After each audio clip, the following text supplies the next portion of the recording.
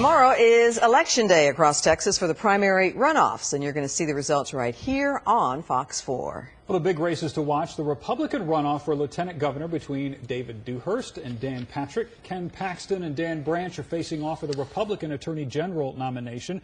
Congressman Ralph Hall is trying to fend off a challenge from former U.S. Attorney John Ratcliffe. The biggest races on the Democratic side are for the U.S. Senate and Agriculture Commissioner. Fox 4's Richard Ray shows us the bitter battle between David Dewhurst and Dan Patrick.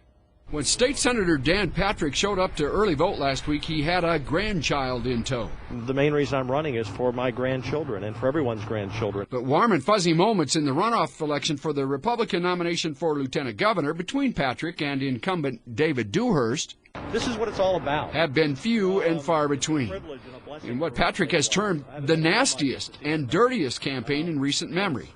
And that was before Jerry Patterson got squarely in the middle of it. This is beyond mental health. This is about telling the truth. In the closing weeks, Patterson, the sitting land commissioner, made sure that reporters saw documents from 25 years ago, when Patrick sought treatment for depression and twice was admitted to a mental hospital. Patterson was knocked out in the four-way primary race, but clearly came away convinced that fellow Republican Patrick should not win the runoff. The initial denial was that the senator had, mild depression and checked himself in for a few days of rest.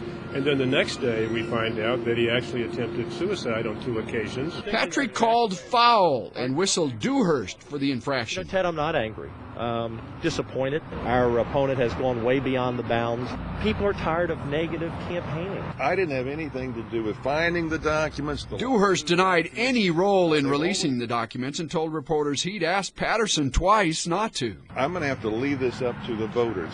At the end of the day, if this speaks to the character and the capacity to govern and lead of Dan Patrick, then I think it should be on the voters' minds. What I've tried to do is create a clear contrast between facts, truthful facts about Dan Patrick and truthful facts about David Dewhurst. If you're saying the truth and you're simply comparing facts between two candidates, that's not a negative campaign. Texas has a long history of rough and tumble campaigns. This one certainly ranks high on that scale.